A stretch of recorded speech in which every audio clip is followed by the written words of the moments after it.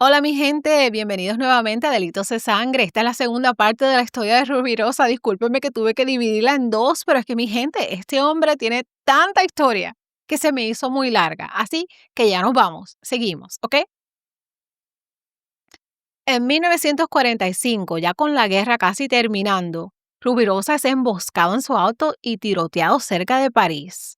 Recibió un disparo muy cerca del riñón y fue gravemente herido. Y llevado al hospital, que para el colmo no tenía ni un cirujano disponible y estuvo al borde de la muerte por varios días. Y mientras algunos pensaban que era por una represalia por sus vínculos con Dariux, otros aseguraban que fue un ajuste de cuentas por sus negocios turbios. Los primeros informes enviados a la República Dominicana decían que había fallecido, pero como si fuera de película, Rubirosa sobrevivió. Sin embargo, el matrimonio con Daniel, no. Se separaron poco después del atentado. La relación ya no aguantó más ni la sospecha, ni los celos, ni la guerra. Y Rubirosa, como siempre, volvió al ruedo. Libre, elegante, herido, pero con más fama que nunca. Ahora era el sobreviviente de una guerra, el diplomático herido, el Casanova con cicatriz. Y eso solo alimentaba su leyenda. Porque si hasta ahora Rubirosa había vivido como un seductor de élites, a partir de aquí sería el símbolo internacional del hombre caribeño que seduce, sobrevive y nunca se queda sin una salida. Después del atentado en París y la separación de Daniel Dariux, Porfirio Rubirosa volvió a lo suyo, a moverse con gracia entre el lujo, las mujeres ricas y los trajes a la medida. Pero esta vez había algo diferente en él. Ya no era el joven playboy exótico. Ahora era un hombre que caminaba con el misterio de quien ha vivido demasiado y aún no había terminado. Y así, en medio de esa aura casi mitológica, llegó Doris Duke, la heredera del imperio Duke Energy y American Tobacco, la dueña de una fortuna tan grande que ni ella sabía cuánto dinero tenía. La excéntrica, dominante, con fama de devorar hombres emocionalmente y escupirlos financieramente. La llamaban la niña más rica del mundo, pero no era ninguna niña, era una mujer acostumbrada a comprar lo que quería. Y lo que ella quería era Rubirosa. Lo conoció en una cena diplomática en Roma en 1945, mientras él ejercía funciones oficiosas por la República Dominicana. Él, imagínense, impecable. Y ella, deslumbrada. Desde el principio fue una transacción emocional con cláusulas no escritas. Ella quería un hombre que supiera moverse con clase, que le gustara la intimidad, el polo, los lujos y las apariencias. Y él necesitaba estabilidad, financiamiento y una compañera que no la aburriera. Y sí, ambos sabían exactamente lo que estaban haciendo. El cortejo fue breve, pero explosivo. Y cuando Doris decidió que Rubirosa sería suyo, fue directamente al grano. Se dice que en una habitación de hotel en París, Doris Duke y Danielle Dariux, la esposa francesa de Ruby en ese momento, discutieron el precio del divorcio. Danielle habría pedido $1,000,000 para soltar a este tigre y lo soltó. Rubirosa, entre sorprendido y fascinado, aceptó casarse con Doris sin una ceremonia mayor emocional. La boda se programó para el 1 de septiembre de 1947 en París. Pero el día de la boda, cuando ya todo estaba listo, el traje, las flores, los invitados, dos agentes del Departamento de Estado de los Estados Unidos llegaron con un sobre Manila en la mano.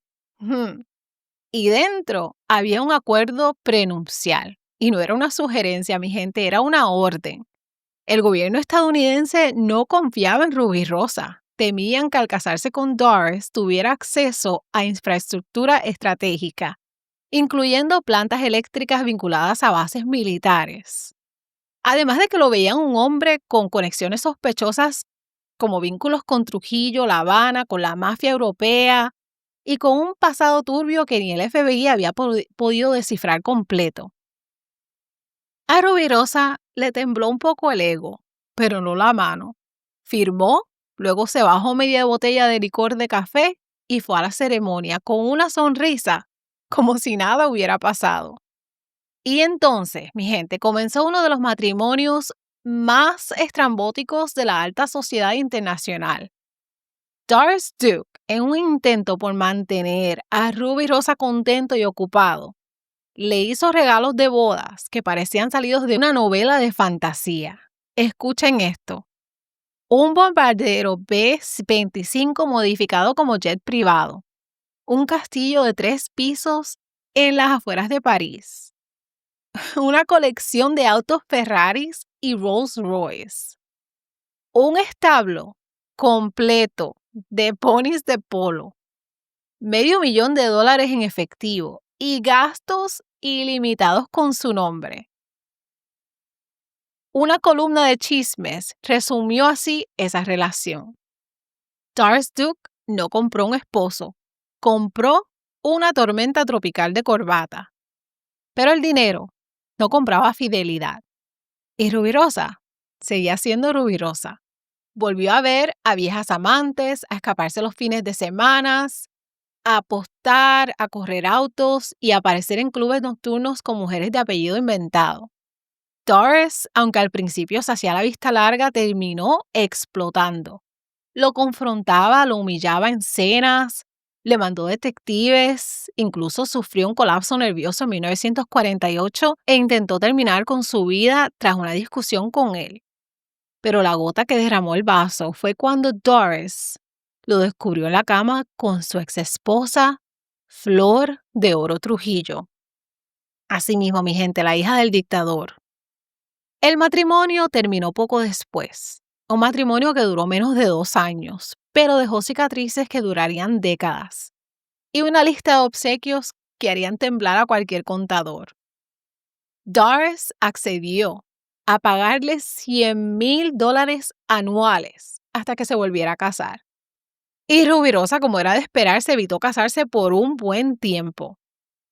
Él mismo escribió años después: estaba soltero y era muy feliz antes de conocer a Doris. Luego me casé y me volví millonario, pero aburrido. Pero si alguien pensaba que después de perder a Doris, Rubirosa iba a caer, estaba muy equivocado, porque en cuanto salió de ese matrimonio, otra heredera le hizo una llamada, Barbara Hutton, la heredera de las farmacias Woolworth. Y ella no llamó para preguntar cómo estaba, llamó para decirle: ¿te casaste con Doris? Pues ahora me toca a mí. Y después de divorciarse de Doris Duke, Rubirosa estaba sin empleo, diplomático, sin esposa, pero más famoso que nunca en su vida. Los titulares no lo soltaban y su reputación como el Casanova del Caribe solo seguía creciendo. Se decía que era imposible competir con él, no por belleza ni por poder, simplemente porque Rubirosa sabía cómo mirar a una mujer como si fuera la única del mundo y hacer que se le bajaran los panties, aunque no pensara quedarse hasta el desayuno. Y fue en ese momento, cuando parecía que Ruby necesitaba un nuevo impulso económico, que sonó el teléfono en su apartamento parisino.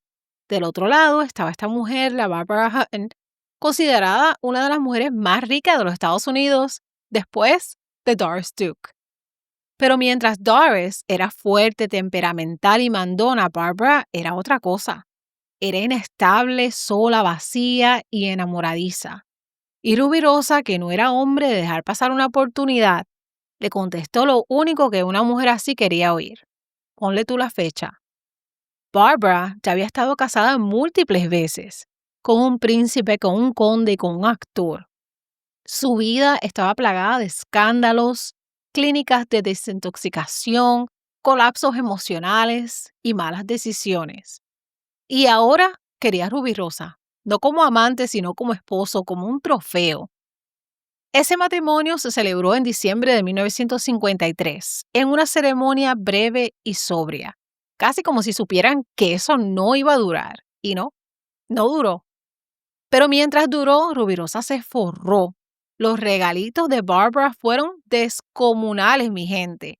Un avión privado modelo B-25 modificado, un cheque por $1,000,000, una plantación de café en América Central, ponis, caballos, trajes italianos a la medida y acceso total a cuentas bancarias en Suiza, Nueva York y París. Un columnista con una ironía cruel calculó que Bárbara pagó el equivalente de $66,000 a diario por cada día que estuvo casada con Rubirosa, porque ese matrimonio solo duró 53 días. Y no porque ella se cansara. Fue Rubirosa quien dijo basta. Él mismo que había tolerado a Trujillo, a Doris Duke y a medio mundo de celosas. ¿Por qué? Porque Bárbara era un caos con patas. Pasaba días leyendo en la cama, bajo efectos de sustancias calmantes, sin hablar y sin tocarlos. Cuando estaba consciente se ponía paranoica, lo acusaba de querer su fortuna, le lloraba y después se olvidaba de todo lo que había dicho. Rubirosa, que vivía del movimiento, del peligro, de los coqueteos a medianoche, no aguantó el aburrimiento emocional y se fue de la casa. Cuando volvió, pidió el divorcio. Luego dijo, estaba soltero y era feliz. Me casé con Bárbara y me sentí que me estaban embalsamando en vida. Pero eso sí, no devolvió ni uno de los regalos, ni el avión que ahora tenía 2, ni el café, ni el cheque. Y Barbara, quien quedó humillada, tampoco lo pidió. Porque a pesar de todo, todavía lo quería. Y porque por un breve momento se sintió deseada por el hombre que todas querían. Tras el divorcio, Rubirosa salió más rico, más famoso, más libre, una vez más, y regresó a lo que era suyo. Como ya no dejo de mencionar, mi gente, el polo, las mujeres, autos de lujo, fiestas en Saint-Tropez, escapadas a La Habana. Y en medio de todo eso, una nueva figura apareció en su vida.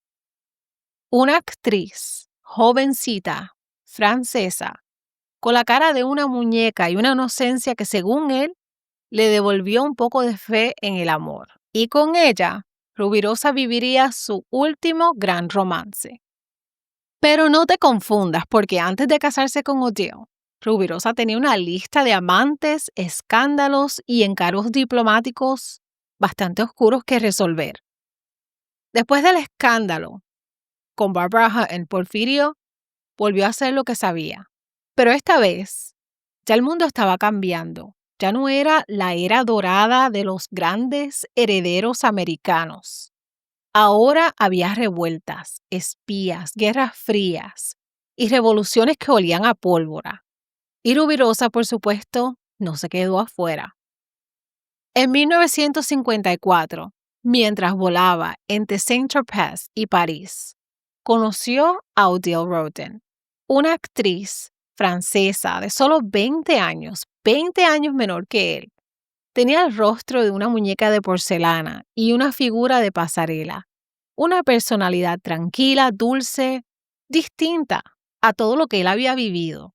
Por primera vez en su vida, Rubirosa dijo que quería dejar la velocidad y vivir con calma. Pero claro, eso le duró poco. Se casaron en 1956 en una ceremonia discreta. Y Rubirosa parecía estar comprometido. Incluso vendió algunos de sus caballos y prometió portarse bien. Pero mientras tanto mantenía negocios turbios con militares latinoamericanos. Seguía vinculado informalmente al servicio diplomático de Trujillo, quien todavía lo utilizaba como enlace discreto en Europa y el Caribe. Y lo más grave fue que empezó a moverse en círculos que olían a guerra.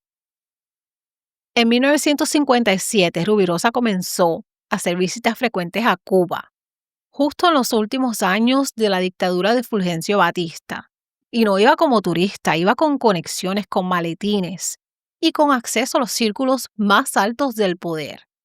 Rubirosa no solo era amigo de personal de Batista, sino que también mantenía vínculos con comerciantes de armas, prestamistas, empresarios y famosos que dominaban la isla. Se le vio en el Hotel Nacional en la Tropicana y en clubes de juego donde los estadounidenses lavaban millones de dólares con total impunidad. Pero lo más delicado es que Rubirosa habría servido como intermediario en ventas de armas entre empresarios europeos y regímenes latinoamericanos, incluyendo el de Batista y posiblemente el de Trujillo. Esto no era una acusación cualquiera. Un informe de inteligencia estadounidense años después, desclasificado, lo menciona como asset de alto perfil con conexiones entre París, La Habana y Ciudad Trujillo. Y la CIA ya lo tenía en la mira, no porque fuera un espía formal, sino porque sabía demasiado. Hablaba con todos y nunca firmaba nada. Rubirosa era el tipo de personaje que en plena Guerra Fría podía estar cenando con un agente soviético en París, bebiendo champán con un coronel de Batista en La Habana y al día siguiente entregando un mensaje verbal al gobierno de Trujillo en la Dominicana. Y todo con una sonrisa, sin dejar huellas, sin dar explicaciones. Aunque el matrimonio con Odile Roden comenzó con ternura, la calma duró poco, porque Rubirosa no podía dejar su estilo de vida. Odile al principio fue bien paciente, pero empezó a notar que compartía marido con media Europa. Lo acompañó en viajes, incluso lo apoyó en su papel diplomático porque aún hacía funciones honoríficas en Francia y Suiza, pero finalmente se rindió. Se separaron en 1962, aunque nunca se divorciaron legalmente. Odile se mudó a México y Rubirosa se volvió un nómada del exceso. Ya en sus últimos años, Rubirosa era más leyenda que hombre, pero no dejó de vivir como si el reloj no existiera. Jugaba polo como si tuviera 25 años, manejaba autos deportivos a 200 kilómetros por hora. Se le vio con actrices como Ava Gardner, Veronica Lake, Kim Novak, Marilyn Monroe y Sacha Gabor. Nadie lo confirmaba, pero tampoco lo negaban. En el mundo del espectáculo ya casi es lo mismo que admitirlo. Era invitado a las fiestas privadas de Aristóteles Onassis, del Shah de Irán y de medio Hollywood. Pero su cuerpo ya no era el mismo y el exceso pasaba factura. El 5 de julio de 1965, tras celebrar toda la noche con su equipo de polo, que había ganado un torneo en París, estaba feliz, era una de esas noches que les recordaban sus mejores años. Rubirosa se subió a su Ferrari 250 GT y, según va la historia, iba tomado, eufórico y sin frenos. Chocó contra un árbol a toda velocidad, donde perdió su vida al instante a los 56 años. El mundo lo despidió como lo que fue, un mito, un enigma y un hombre que vivió demasiado y nunca pidió perdón por ello. Porfirio Rubirosa murió en 1965, pero su historia nunca se fue, porque Rubirosa no solo fue un diplomático, ni solo un Casanova, ni solo un hombre de lujos. Fue un símbolo de una era que ya no existe, la era del jet set, la de los romances por conveniencia, la de los espías sin bandera, las fiestas privadas con presidentes y artistas, y los secretos enterrados en copas de champán. Y sí, también fue el hombre cuya virilidad se convirtió en mito.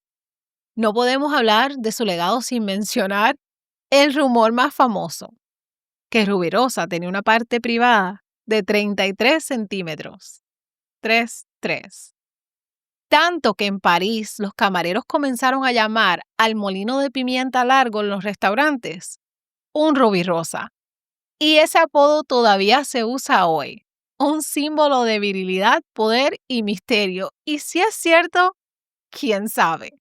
Pero como todo en su vida, la exageración se volvió parte de su marca. En la cultura pop, Rubirosa ha sido inspiración directa o indirecta para James Bond. Ian Fleming lo conoció en Europa y admitió que Ruby fue modelo para el personaje. El personaje de Julián Bravo en novelas, referencias en películas, libros y canciones de reggaetón, si hasta Don Omar lo menciona, exhibiciones en museos de París y Santo Domingo, documentales, libros y ensayos sobre el último gran playboy del siglo XX. ¿Y qué nos deja Rubirosa? Una historia que mezcla poder, deseo, política y peligro. Un hombre que jugó en la cancha de los grandes sin perder su acento caribeño. Un hombre que vivió sin pedir disculpas y que murió como vivió, rápido, elegante, con el mundo mirándolo. Pero mi gente, como era de esperarse, existen rumores, teorías y sospechas de que la muerte de Porfirio Rubirosa pudo no haber sido simple accidente. La versión oficial es bastante simple. Rubirosa se fue de fiesta en París, celebró, se montó en su carro, tuvo un accidente y nunca llegó. Dicen que fue un choque, dicen que estaba embriagado, pero hay cosas que no cuadran, cosas que han hecho que por décadas la pregunta sigue en el aire. ¿Rubirosa murió o lo mataron? Porque este no era cualquier hombre.